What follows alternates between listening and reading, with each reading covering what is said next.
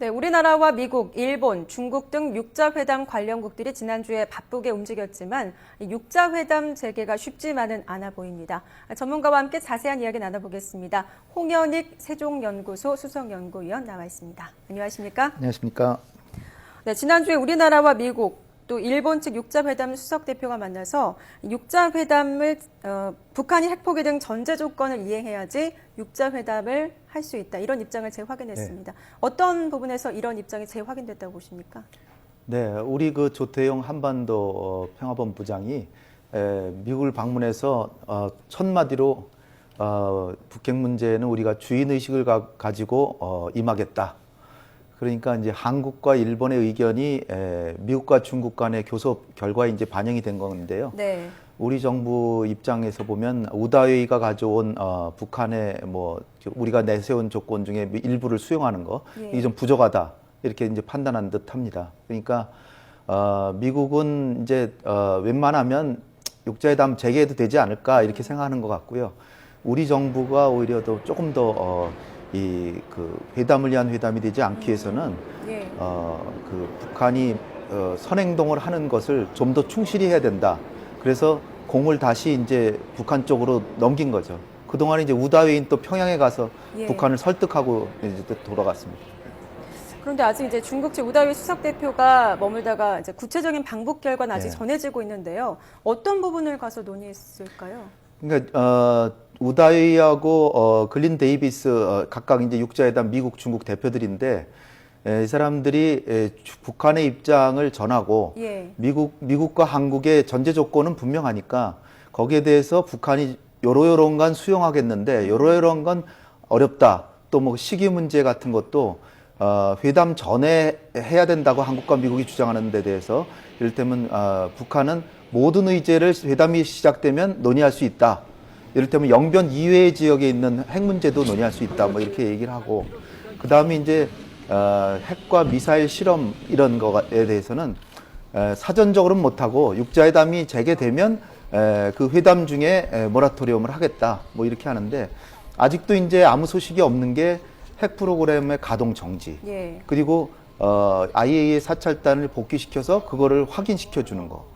그리고 이제 또 남아있는 북한이 해야 되는 거라고 하면은 영변 이외의 지역에 핵이 또 있을 수 있는데 이를테면 우라늄 농축 프로그램 같은 게 있을 수 있는데 그거에 대해서도 이 사찰을 받고 검증할 수 있도록 해야 된다. 이런 걸 사전적으로 좀 확인을 하고 시작하자 이런 거죠.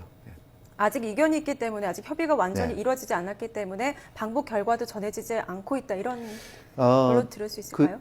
글쎄요. 일단은 4일 동안이나 닷새인가요? 닷새나 방문을 했는데 아무 발표가 없는 걸로 봐서는 아주 뾰족한 북한이 양보안을 낸 것 같지는 않습니다. 그러나 이 계속 절충해 가는 과정이기 때문에 미국이 뭐 이를테면 한 3개 정도가 지금 해결이 안 됐다라고 그러는데 북한이 그중에 하나는 받아들였고 둘은 안 받아들였으면 조금 더 교섭과 조율을 해야 되니까 조금씩 회담 쪽으로 가고 있는 것이 아닌가. 우리가 그 기대를 저버릴 필요는 없다. 그러니까 희망을 저버릴 필요는 없다. 이렇게. 일단 지금까지 나온 입장 보면 북한의 입장 확고해 보이고요. 대화를 위한 선 핵포기는 없다. 이런 입장 확고해 보이는데 한편에서는 지금 최근 식량 상황이 어느 정도 나아졌기 때문에 북한이 쉽게 나서지 않을 것이다. 이런 전망도 있거든요. 올해 안에 육자회담 가능할 거라고 보십니까? 뭐 북한한테 달려 있긴 한데 요는 우리한테 달려 있는 것도 있어요.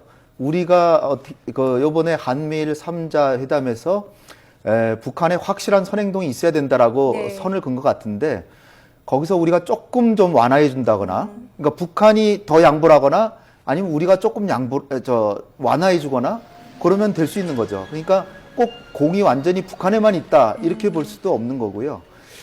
그런데 이제 중요한 것은 우리의 입장에서 볼 때 북한이 이렇게 하다가 정 육자회담 재개가 안 될 것 같으면 핵실험이나 미사일 발사 같은 것도 할 수도 있어요.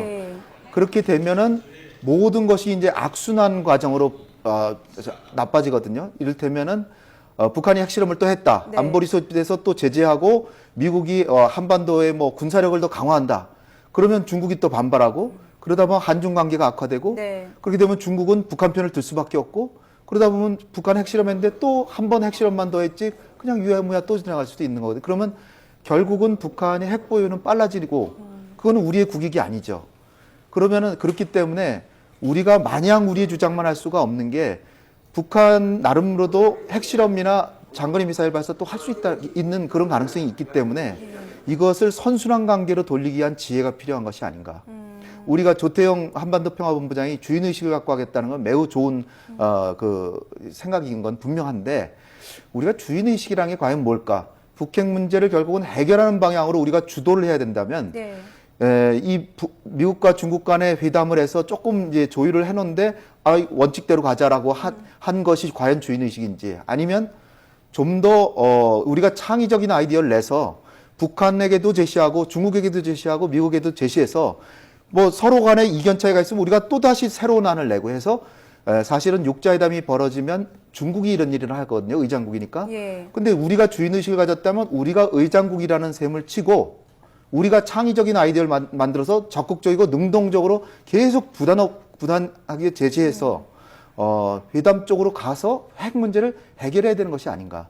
그런 좀 더 좀 적극적인 생각을 해줬으면 하는 바람입니다. 네, 만약 육자회담 진전이 없고 또 미국의 강경한 태도에 변화가 없다면 북한이 추가 핵실험을 할 가능성은 어느 정도나 있다고 보십니까? 글쎄 뭐 제가 장담은 할 수는 없지만 예전의 사례를 보면 북한이 그런 경우를 보면 북한도 나름의 명분을 축적하는 거예요. 자기들도 육자회담 하자고 그렇게 주장했는데 한국과 미국이 너무나 그 장애물을 높이 쌓아서 육자회담이 안 됐다. 그렇다면 결국은 북한의 입장에서는 한국과 미국을 불신할 수밖에 없고 그러면 우리의 안보 딜레마는 더 커지니까 핵을 무장할 수밖에 없다. 이런 명분을 가지고 또 핵실험을 하는 거죠. 그러니까 그렇기 때문에 남북 관계가 경색되고 미국이 북한에 대해서 관심을 안 둘 때 핵실험을 하거든요.